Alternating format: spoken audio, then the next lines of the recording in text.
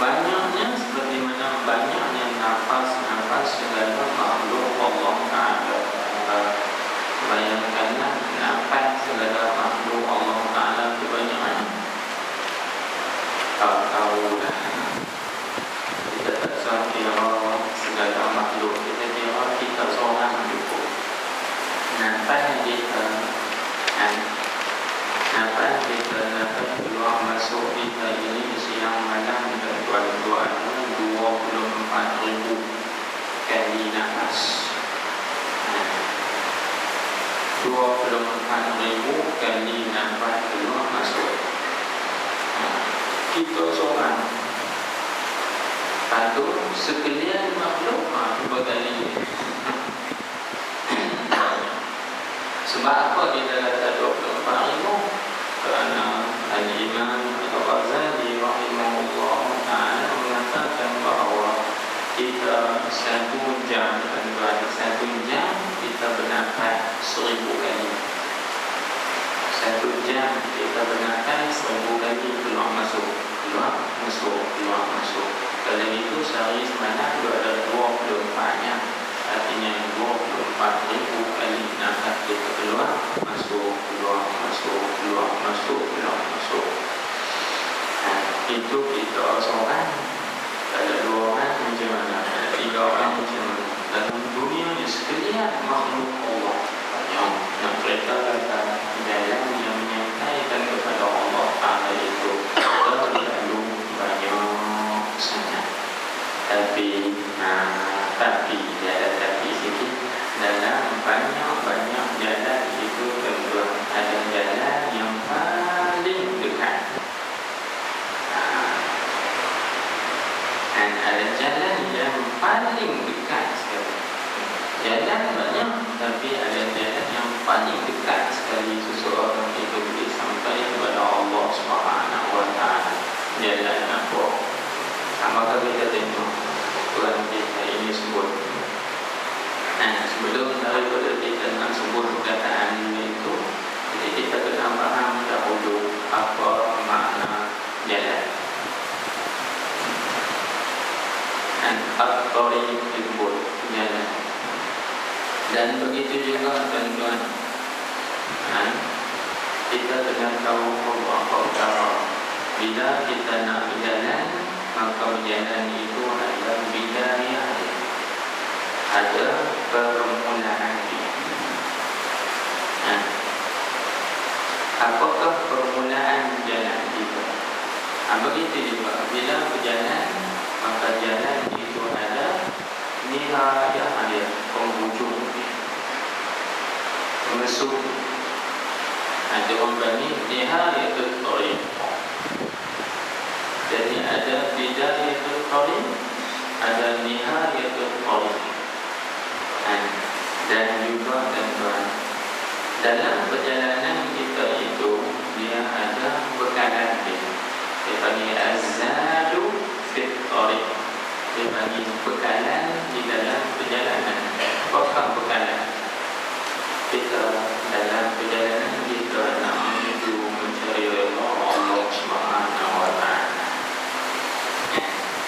Kemudian tuan-tuan, dalam perjalanan itu dipanggil perjalanan kita nak menuju kepada Allah, dia ada rukun-rukun dia.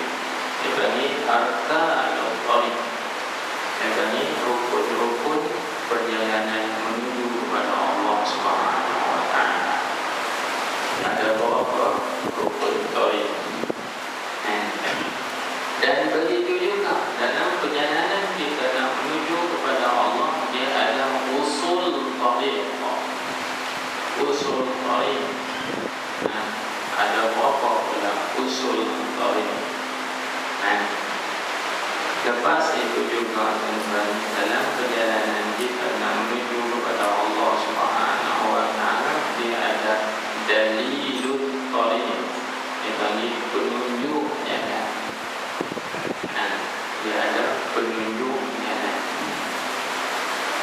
Kemudian dalam perjalanan kita nak menuju kepada Allah Subhanahu Wa Taala itu juga dia ada marahil al-tariq. Dipanggil marhalah tariq, tahap.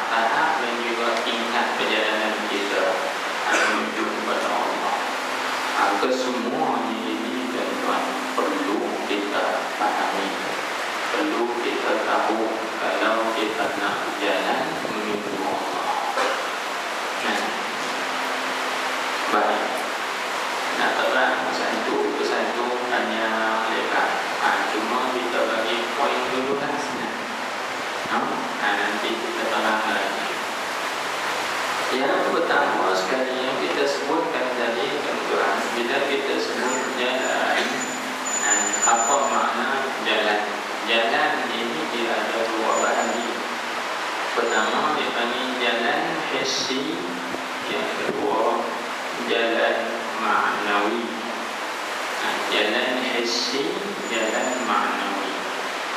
Jalan hissi iaitu maksudnya jalan yang boleh kita dapatkan dengan dia, akan dia dengan panca indera yang lima. Contoh dengan jalan itu dia raya. Dengan saya daripada Bukit Wan datang ke hutan kampung, jalan melalui mana? Jalan highway, mengikut pelbagai, mengikut sini. Itu panggil jalan hissi yang boleh kita nampak. Tuan-tuan begitu juga. Yang datang daripada Kuala Naran mengikut jalan mana? Bawa senang mana? Mengikut itu sampai ke Landak. Baik, itu dia bagi jalan hissi. Maka ini bukan doa, artinya bukan dikehendaki di sini. Ada pun dikehendaki dengan jalan di sini dengan jalan dengan makna yang kedua, iaitu dia bagi jalan ma'nawi. Jalan ma'nawi, jalan yang bangsa makna. Apa dia jalan ma'nawi? Ini kita kena faham. Yang disebutkan sebagai jalan ma'nawi ini seperti mana yang ditarifkan oleh ulama tasawuf, iaitu dia kata ibaratun an marasimillahi ta'ala al-masyru'ati an la rukhsata fiha. Dia bagi ibaratun an marasimillahi ta'ala al-masyru'ah allati la rukhsata fiha.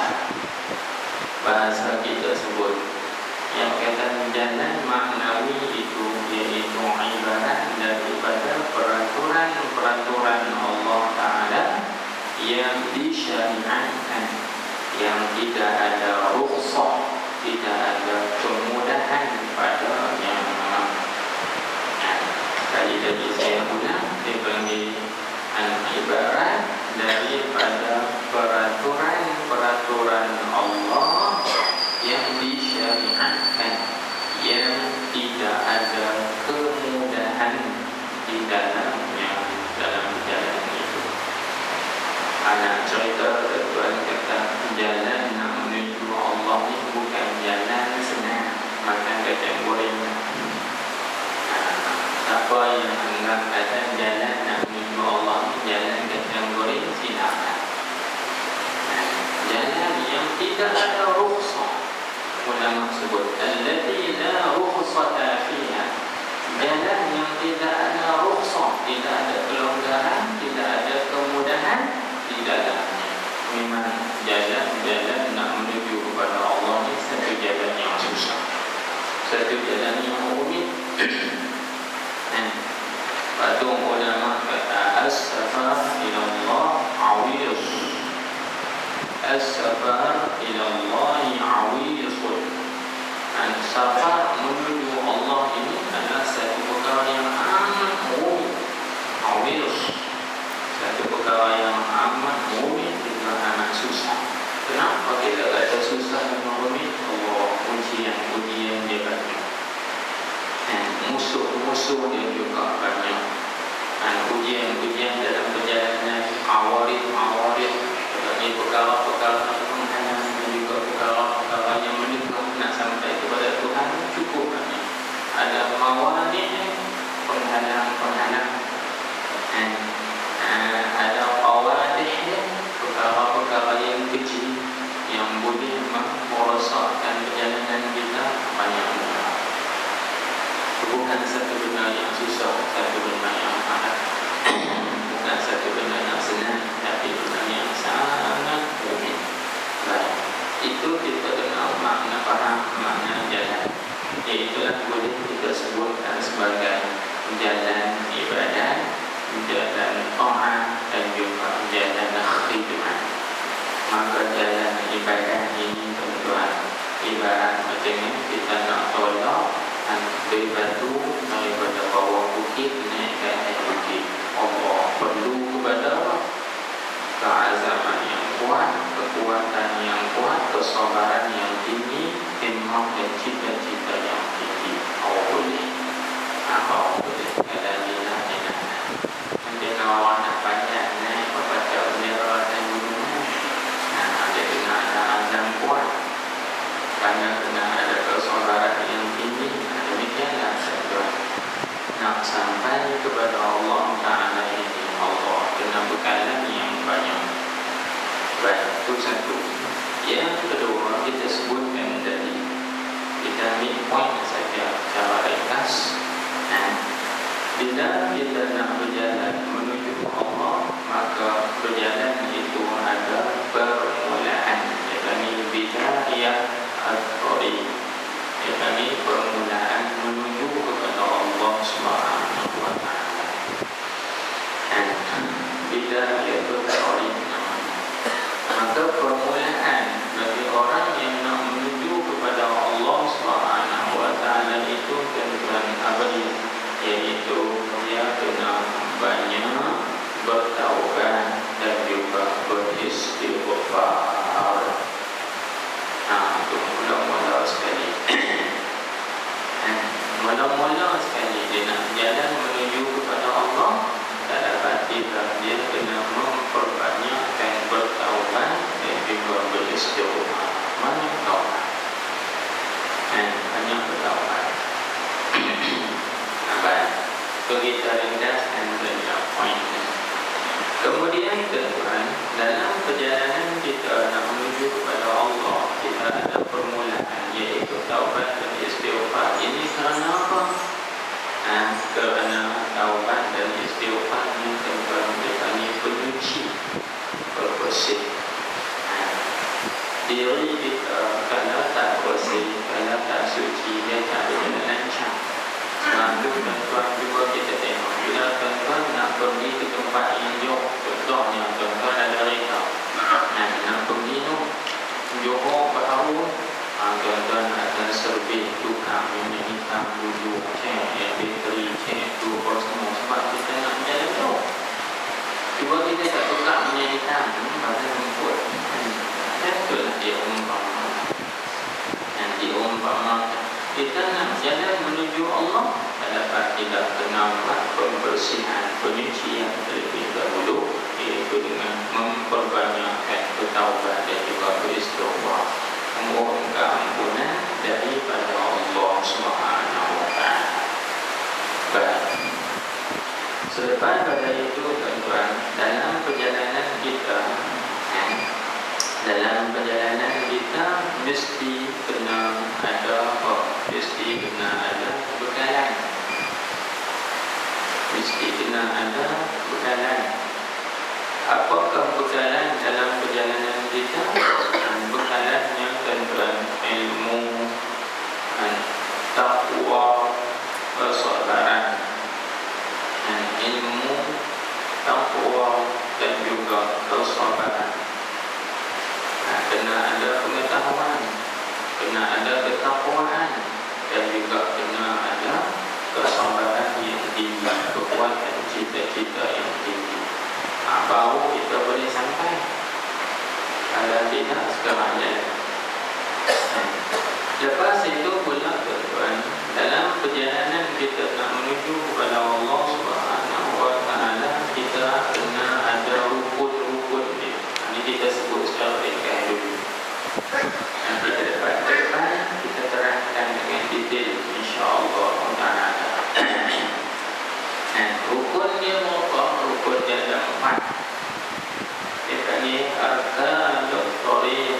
Ini rukun-rukun perjalanan menuju kepada Allah Subhanahu wa taala. Rukun dia ada 4. Kena buat 4 rukun ni baru sah perjalanan kita. Kalau kita tak buat 4 rukun ni, perjalanan kita tidak sah. Bila tidak sah, maka tak akan sampai kepada penghujung. Macam sembahyang, bila kita buat semua sekadar rukun-rukun sembahyang yang 13 itu, baru sah sembahyang kita. Kalau kita tidak sempurna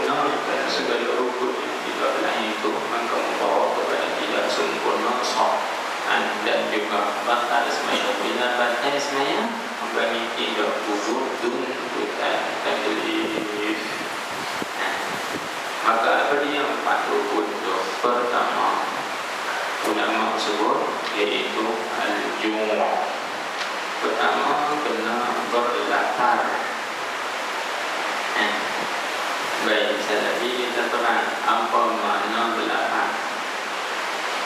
Yang keduanya, rukun yang kedua ialah al-uzlah. Dan yang ketiganya as-sahar. Sahar maksudnya menjaga malam.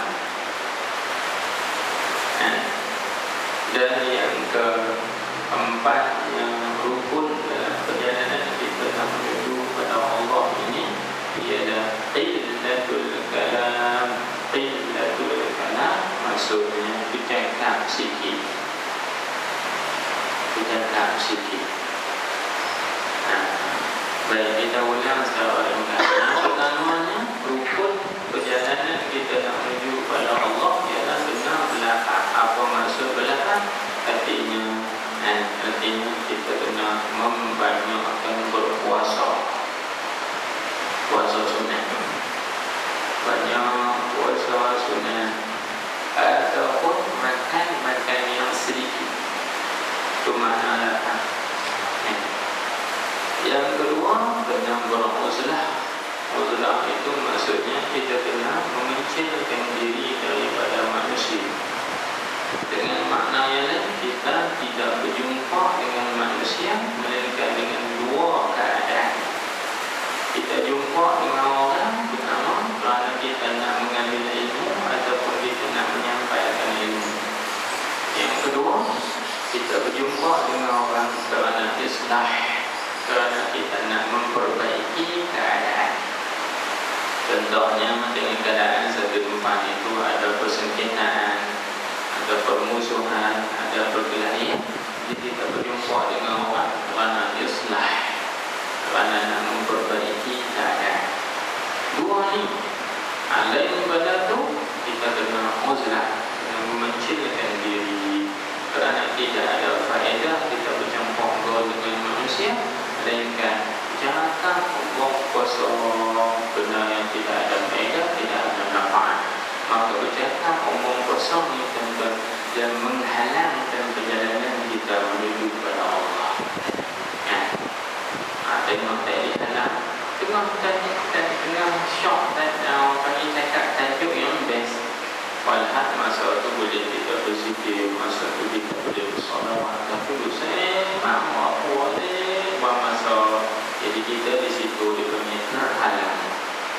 Perjalanan yang dekat boleh jadi masa yang jauh. Seterusnya yang ketiga, iaitu dipanggil as-sahar.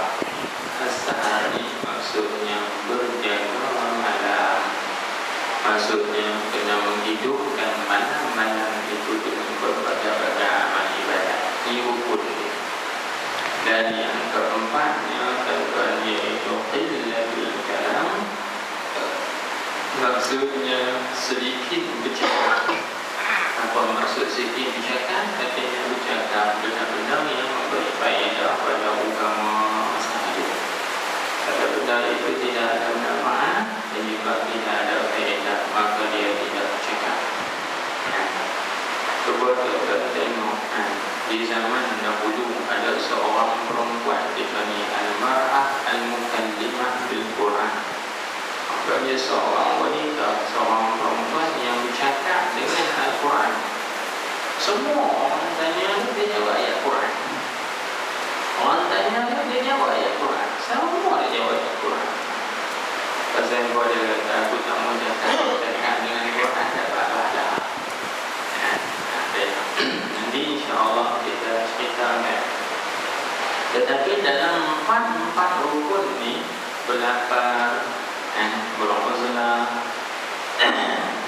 membagi berjaga malam dan juga sedikit makan. Yang paling besar sekali tuan ialah yang pertama. Yang pertama atau yang paling besar sekali iaitu berlapar. Sebab apa? Sebab bila seorang itu lapar, secara automatik dia malas nak jumpa dengan orang. Uzlah. Bila seorang itu lapar, dia pun nak menjaga orang lapar. Bila lapar nak boleh tidur, mesti kena jaga lazim. Begitu juga bila seorang itu lapar kata dia tak mau cakap banyak sebab dia berkau. Aku lapar nak cakap banyak. Macam tu lah itu. Mana dia tak mau, dia malas nak cakap banyak kerana dia lapar. Sebab tu ulama kata a'zamul arkan al-ju'. Rukun yang paling besar sekali daripada rukun at-tariq ila Allah, perjalanan kita nak menuju Allah kena berlapar. Ini kena banyak puasa. Banyak puasa. Sebab bila kita puasa, kita nak jaga puasa kita. Alat nak impor, nak sembang, nak waktu. Baik. Nanti kita terangkan secara detail 4 rukun ini. Kemudian